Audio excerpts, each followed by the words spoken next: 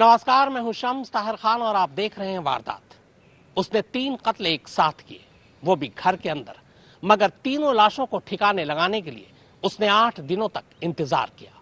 8 दिनों में 3 किश्तों में उसने तीनों लाशों को 3 अलग अलग इलाकों में फेंकी ताकि पुलिस को उलझा सके।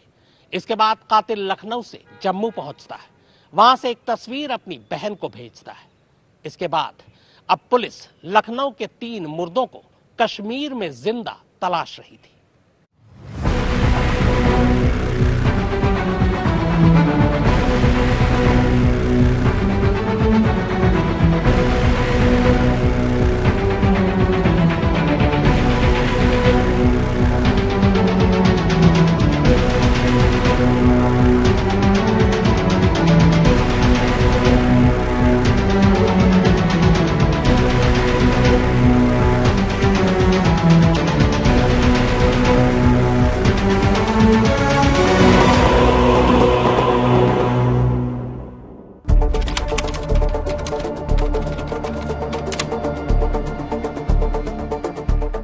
कहानी लखनऊ के इसी माल रोड से शुरू हुई।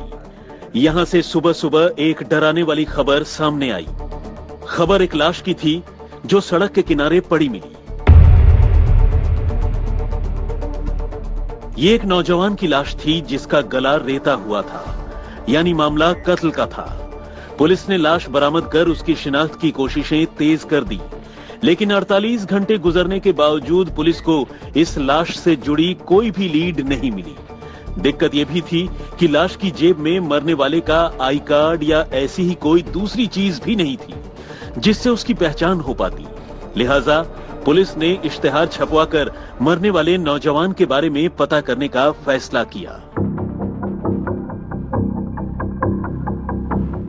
उधर 48 घंटे गुजरते गुजरते यानी 8 जनवरी को माल रोड की इसी जगह से करीब 12 किलोमीटर दूर लखनऊ के मलिहाबाद में पुलिस को एक बुजुर्ग की लाश पड़ी हुई मिली। बुजुर्ग की लाश के साथ भी ऐसी कोई चीज नहीं थी जिससे उसकी शिनाख्त मुमकिन हो पाती, और इत्तेफाक से इन बुजुर्ग का कत्ल भी किसी धारदार हथियार से गला रेतकर किया गया था।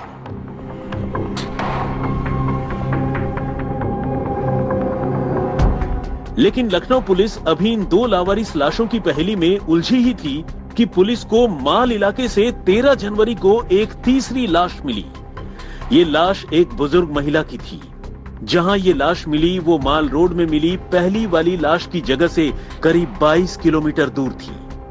मगर एक अजीब इत्तेफाक ये था कि पहले 2 कत्ल की तरह ही इस बुजुर्ग महिला का कत्ल भी गला रेत कर ही किया गया था। इस तरह 8 दिनों में 3 लावारिस लाशों ने लखनऊ पुलिस की नींद उड़ा दी।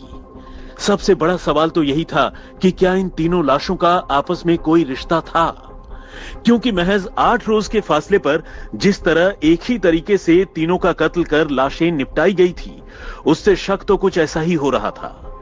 लेकिन लखनऊ के तमाम थानों में इन लोगों की गुमशुदगी की कोई रिपोर्ट तक दर्ज नहीं थी। ऐसे में पुलिस न तो इन लाशों की कड़ियां आपस में जोड़ पा रही थी और न ही उसकी तफ्तीश आगे बढ़ पा रही थी।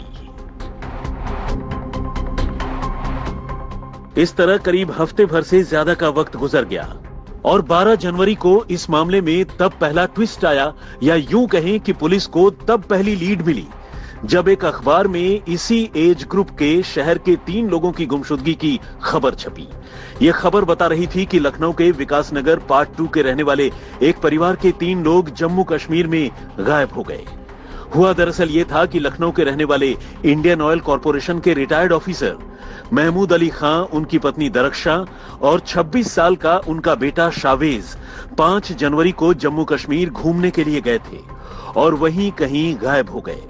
वहां से आखिरी बार शावेज ने लखनऊ में रहने वाली अपनी बहन को एक व्हाट्सएप मैसेज भेजा था, जिसमें उसने बताया था कि वो लोग फिलहाल जम्मू श्रीनगर हाईवे पर लैंडस्लाइड होने की वजह से कहीं बीच सड़क पर ही फंसे हुए हैं और यहां उनके पिता यानी महमूद अली खां की तबीयत लगातार बिगड़ रही है। शावेज ने उसे जम्मू कश्मीर की कुछ तस्वीरें भी भेजी थी। लेकिन 3 अलग अलग लावारिस लाशों की पड़ताल कर रही पुलिस ने जब अखबार में छपी इस परिवार के इन 3 लोगों की तस्वीर के साथ लाशों की तस्वीर का मिलान करवाया तो उसके कान खड़े हो गए। ये तस्वीरें लावारिस लाशों से हूबहू मिलती थी। तो क्या ये लाशें महमूद अली खां, दरख्शा और शावेज की थी? लेकिन उन्हें तो जम्मू कश्मीर की रामबन पुलिस वहां तलाश रही थी, क्योंकि वो तीनों तो वहीं घूमने गए थे और वहीं गायब हो गए। और तो और शावेज ने वहीं से लखनऊ में अपनी बहन को मैसेज भी भेजा था। कुल मिलाकर मामला काफी पेचीदा था। इस दौरान एक जानकारी हुई कि विकासनगर थाना क्षेत्र कमिश्नरेट के एक परिवार के 3 लोग जम्मू गए हुए थे, वहां से ये लोग आए नहीं हैं वापस। इस घटना को फिर कोरिलेट किया गया। जब देखा गया, फोटो का मिलान किया गया तो फोटो वो एक ही थे। उसके लिए फिर वहां पर जब जिस नंबर से वहां पर शिकायत की गई थी उस नंबर पर वार्ता की गई तो फिर हम लोगों को और पता लगा कि ये वही व्यक्ति हैं। एक रहस्यमयी बात यह भी थी कि तीनों के तीनों का मोबाइल फोन पिछले कई दिनों से लगातार ऐसा स्विच ऑफ था कि फिर कभी ऑन ही नहीं हुआ। इस दौरान उनके घर वालों ने तीनों के फोन पर अनगिनत बार कॉल कर उनसे कांटेक्ट करने की कोशिश की, मगर कोई फायदा नहीं हुआ।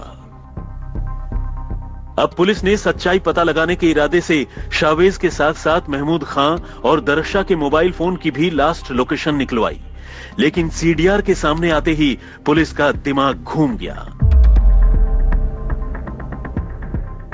जिन लोगों के जम्मू कश्मीर घूमने जाने की बात कही जा रही थी, जिस शावेज ने जम्मू कश्मीर से ही आखिरी बार अपनी बहन को व्हाट्सएप मैसेज भेजा था, उन सभी के मोबाइल फोन की लास्ट लोकेशन तो लखनऊ ही थी।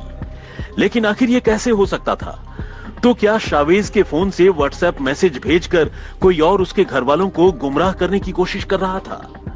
क्योंकि शावेज का तो पहले ही कत्ल हो चुका था।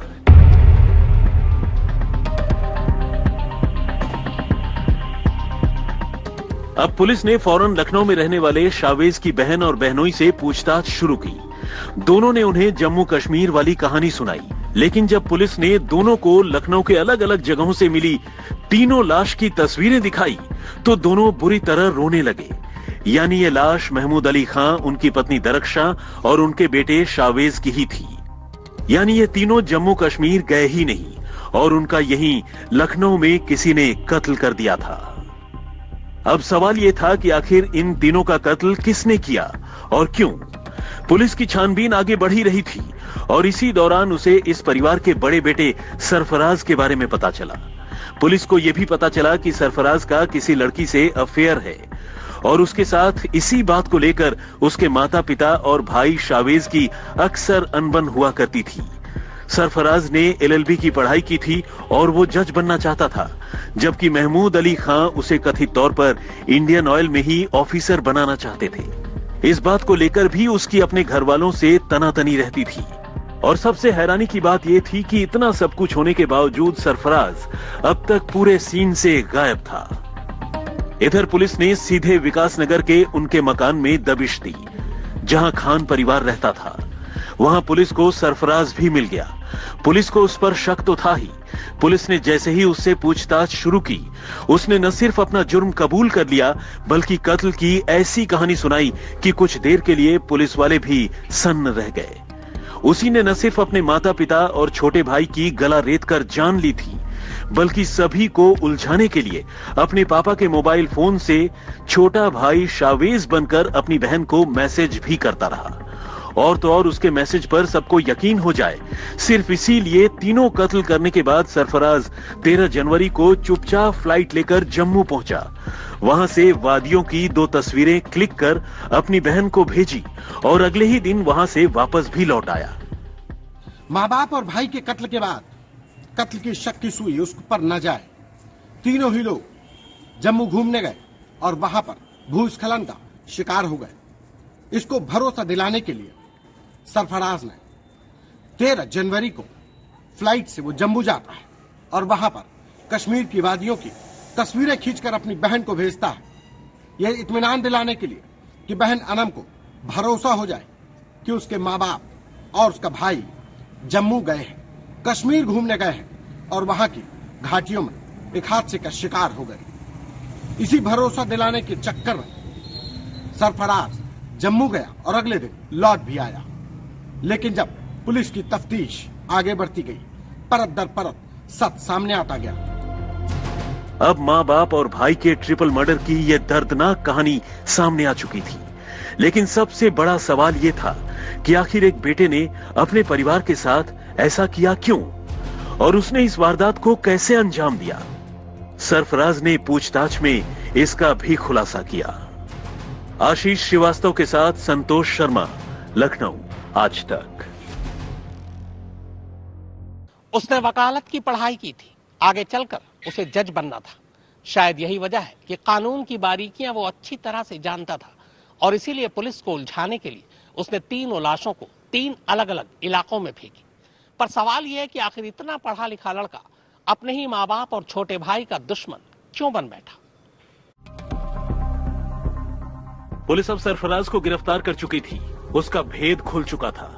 ये साफ हो चुका था कि उसी ने पूरे ठंडे दिमाग से न सिर्फ खुद को जन्म देने वाले माता पिता का गला रेत दिया, बल्कि अपने छोटे भाई की भी जान ले ली, जो उसके साथ खेल कूद कर बड़ा हुआ था। लेकिन सबसे बड़ा सवाल यही था कि आखिर इतनी गिरी हुई हरकत करने की उसकी वजह क्या थी। तो उसने पुलिस को बताया कि अपने घर वालों के साथ उसकी अनबन रहती थी। माता पिता उसे तवज्जो नहीं देते थे। छोटा भाई शावेज भी उसे भाव नहीं देता था, और उसे लगता था कि अगर ऐसा ही चलता रहा तो माँ बाप उसे अपनी जायदाद से भी बेदखल कर देंगे। और बस इसी बात ने उसके मन में इतनी नफरत भर दी कि वो तमाम हदों से आगे निकल गया। पुलिस की माने तो सरफराज ने ठंडे दिमाग से तीनों कत्ल की साजिश रची। अकेला इतना बड़ा काम मुमकिन नहीं था, लिहाजा उसने करीब 2 लाख रुपए का लालच देकर बैकुंठ धाम शमशान घाट में काम करने वाले अनिल यादव को अपने साथ मिला लिया और उसके साथ मिलकर इस वारदात को अंजाम दिया। 5 जनवरी की रात उसने साजिशन करीब 90 नींद की गोलियां दाल में मिला दी। इसके बाद उसके माता पिता और भाई तीनों गहरी नींद में चले गए। सरफराज ने अनिल को घर बुला लिया और दोनों ने मिलकर एक एक कर तीनों की बिस्तर पर ही गला रेत कर हत्या कर दी। फिर कत्ल के बाद दोनों ने उसी रात तीनों की लाश अलग अलग जगहों पर फेंक दी। लाश कुछ इस तरह से फेंकी जिससे उन्हें आपस में एक दूसरे से कनेक्ट करना मुश्किल हो जाए और मामला उलझ जाए। दोनों ने सबसे पहले भाई शावेज की लाश ले जाकर माल रोड में फेंकी और फिर उसके बाद माँ बाप की लाश दूसरी खेप में फेंक कर आए। माँ बाप और भाई को मौत के घाट उतारने से पहले सरफराज ने तीनों को नींद की गोलियां दी। पूरी 90 गोलियां खरीद कर उसने दाल में मिला दी और जब तीनों ही लोग बेहोशी के हालत में हो गए तब उसने अपने साथी अनिल यादव को बुलाकर तीनों के गला रेत दिए। और इतना ही नहीं, गला काटने के बाद तीनों लाशों को इतनी दूरी पर फेंका कि इनका कनेक्शन तक न स्थापित हो पाए। एक सोची समझी साजिश के बाद इस घटना को अंजाम दिया गया। सरफराज का कहना है कि उसके पिता उस पर जादू टोना करवाते थे। हालांकि घर वालों का कहना है कि सरफराज खुद ही अपनी गर्लफ्रेंड के चक्कर में घर वालों पर टोना टोटका किया करता था। अब पुलिस ने इस मामले को तो सुलझा लिया है, लेकिन एक बेटे का ऐसा रूप देखकर हर कोई हैरान है।